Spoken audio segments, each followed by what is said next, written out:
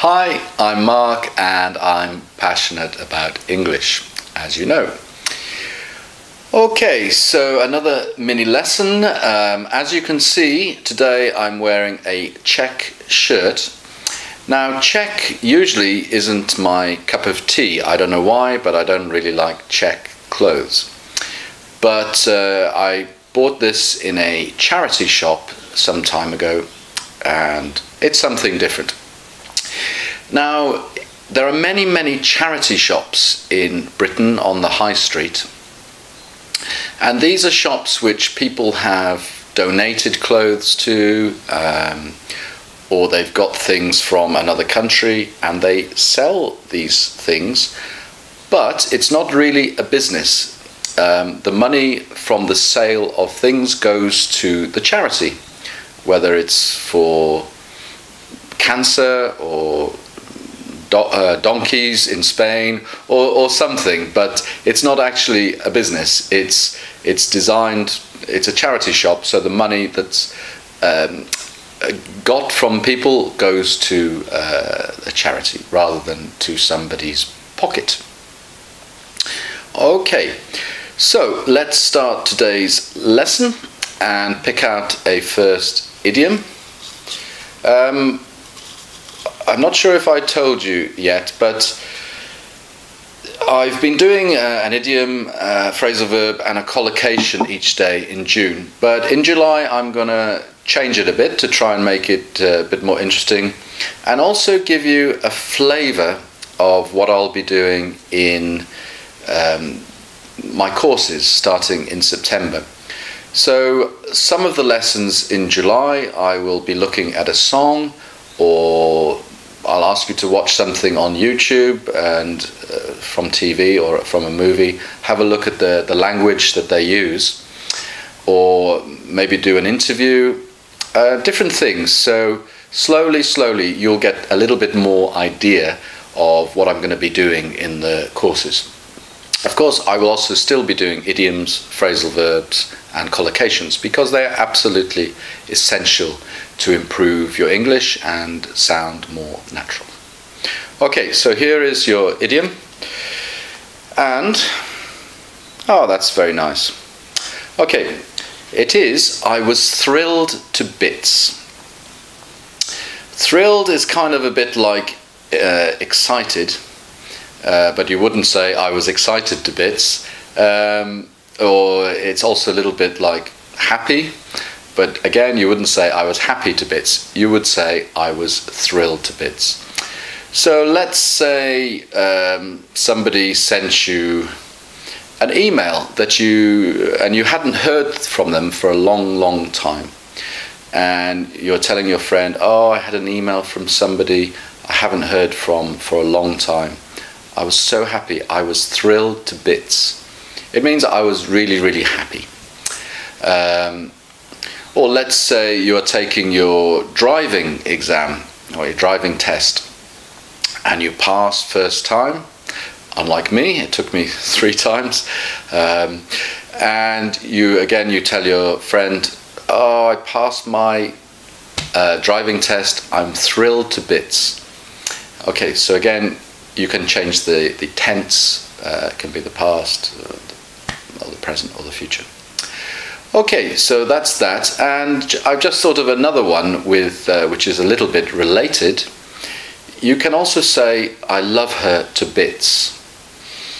Okay, so this means I love her completely, I love her totally.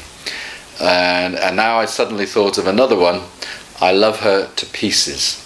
Again, it means the same thing. I love her to bits, I love her to pieces, I love her a lot. Okay, again, of course you can ask, why do you have so many expressions for the same thing? But we do. So if you want to sound like a natural English speaker, then you need to learn them, you need to use them, and you need to recognize them. Okay, so let's have a phrasal verb. And the phrasal verb for today is, okay, pick up. Okay, so straight away I can think of two meanings for this phrasal verb. So to pick up, well, I just picked up the pot containing the phrasal verbs. Pick up, and the opposite is put down, not pick down. Pick up, and then I pick a phrasal verb, or pick out a phrasal verb. I could also say, but then I put down the pot. Pick up, I think, was mentioned in another mini lesson. Pick up or pick up line is a bit like a chat up line. Is when you're trying to impress a woman normally, and you've just met her and you're trying to impress her by saying some funny things or whatever. But if I say I was out last night and I picked up a gorgeous woman, it kind of means I got friendly with her, and maybe it means a little bit extra as well. Maybe we spent the night together or so on. And maybe something will happen from that, or maybe not. But it's to become involved with someone, briefly or for a longer time. Yeah, so... Oh, I've just thought of another good expression too, a good meaning for pick up. You could say, since watching Mark's mini lessons, I've picked up loads of idioms. Picked up means kind of learned, understood, and so on. And there's another word which I used, which maybe you are not familiar with, but it's loads, and loads of idioms. It just means lots of idioms. And again, another same meaning, tons of idioms. Now, ton is a measurement of weight. It's a lot of weight, a ton, but you don't really need to know that or worry about that. So you can say, since watching Mark's mini lessons, I've learnt loads of idioms. I've learnt tons of idioms. Okay, so let's have a collocation. And so I just picked up the pot. I'm picking a collocation out. I'm putting down the pot. Whew. And the collocation is a close friend. I guess you can understand this already, but just in case you don't, a close friend, and you can see it on Facebook actually, you can choose to nominate who is your close friend. It just means somebody you're very friendly with. So you have a friend, you could say an acquaintance. Acquaintance is somebody you know, but you don't know so well. And then you have a friend who obviously is your friend, and you get on with them and you like them, etc. But a close friend is somebody you really get on well with. Sometimes we only have a few close friends, or maybe some people don't have any close friends. But it's not really the same. You couldn't call your girlfriend or your boyfriend a close friend. It's really just for friends and who you are very, very friendly with. Okay, and that's great, because I was just talking about girlfriends and boyfriends, and rather than pick the jokes at random again, I've actually chosen the topic for today, and the topic is dating. Okay, so dating is when you are seeing somebody in a romantic way. You're going out together. You're not married, but you're dating. You're going out to the movies together, you're going for a walk, you're having a meal together, and so on. It could mean you're sleeping together, but it might not. Okay, so this is the first joke. A bachelor asks a computer dating agency to find him the perfect mate. I want a companion who is small and cute, he says. She must love water sports and enjoy group activities. The computer says, marry a penguin. Okay, I think you know a penguin is one of those birds that live in... uh-oh, that's my pussy going off. It's sensitive to movement, but it must have been a very small movement. Okay, so penguins live in Antarctica, those birds that don't fly. A bachelor is a single man.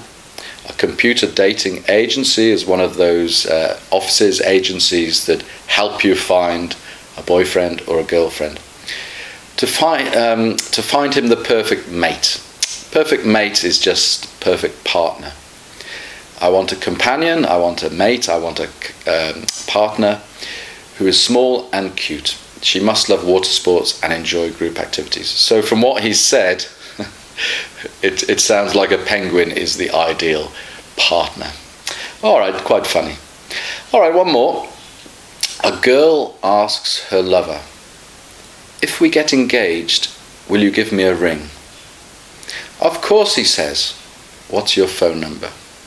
Okay, again, as so many jokes do, it's using a different meaning of ring. Of course, she's talking about an engagement ring. But he's either joking or he takes a different meaning. And rather than engagement ring, he's saying, what's your phone number? Give me a ring means give me a call or telephone me. So, yeah, reasonably funny, that one. Okay, thank you very much, and I shall see you in the next mini lesson, and a bass riff coming up at the end of this. Okay, thanks a lot, and bye. Okay, here we go with today's bass riff, and this is from the late 70s. It's actually an extremely famous bass riff. In fact, I get a bass magazine sent to me every month, and in a survey this was voted the most recognizable bass riff. Okay, here we go. It will help if I turn the volume up.